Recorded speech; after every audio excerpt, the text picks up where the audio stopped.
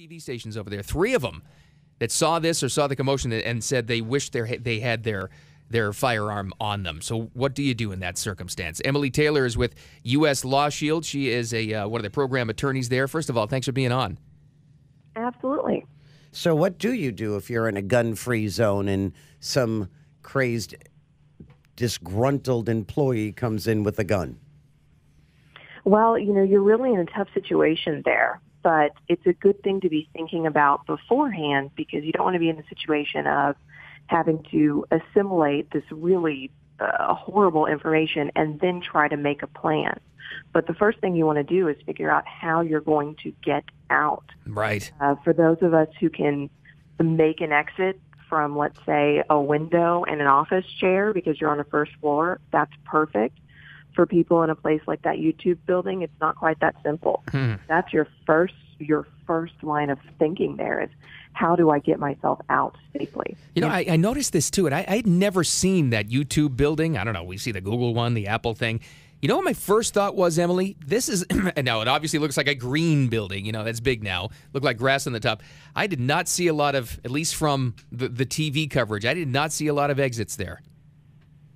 Yes, exactly. I mean, they were all forced down fire exits, essentially. And that's a scary place to be when there's an active shooter situation, particularly because we see these shooters, of course, not this one at YouTube, but they do become sort of more and more sophisticated, and you see people targeting these, bottlenecks of people. Wow. So that's why, if you can't get out, the next option is find a good hiding spot and barricade yourself in. And again, think about the things that are in your office that you can use to lock the door, barricade the door, turn off your cell phone or turn it on silent. Don't let it ring or vibrate. Turn off your light.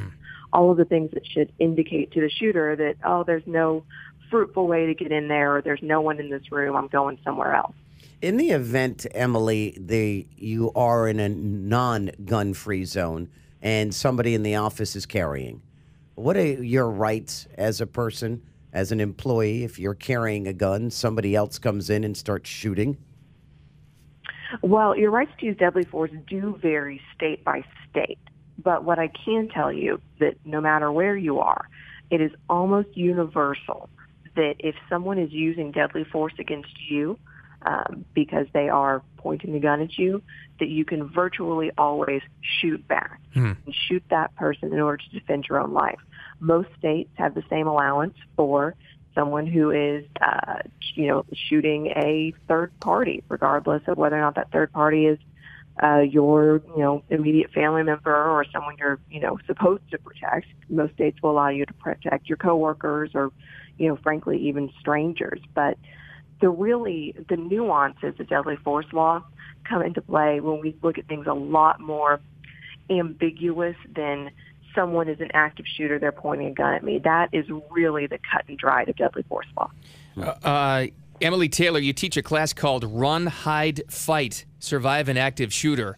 First of all, it's sad that that's the sign of the times these days, but we have to be prepared. But that's a new concept, isn't it? I mean, that's what it is. Do what you can, but you have to fight back. The days of literally playing dead, those are over.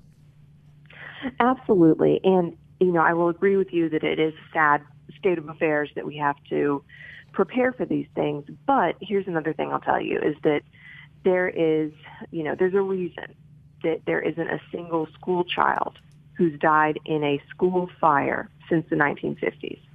Wow, that's right. We layer in protection for them. And I don't just mean fire drills. I mean layer upon layer upon layer, because we've got the schools are laid out in a way that we can get them out quickly for fires. There are fire retardant materials. There are fire drills. I mean, there's fire extinguishers in every room. So we've built in layers of protection, and that's exactly what we need to do with these active shooters. And drills and thinking about the incident is just one of those layers. Emily Taylor, U.S. Law Shield, thanks so very much. I'm just trying to think, when this happened yesterday, and Bill and I just sitting here now in the studio, I'm thinking, where do we go if someone should walk in? Because we're like in a fishbowl. But it's good, though, to be aware of that and look around. So that's, and again, your class is called Run, Hide, Fight, Survive an Active Shooter. Emily Taylor, U.S. Law Shield, thank you so much for the time. Thank you.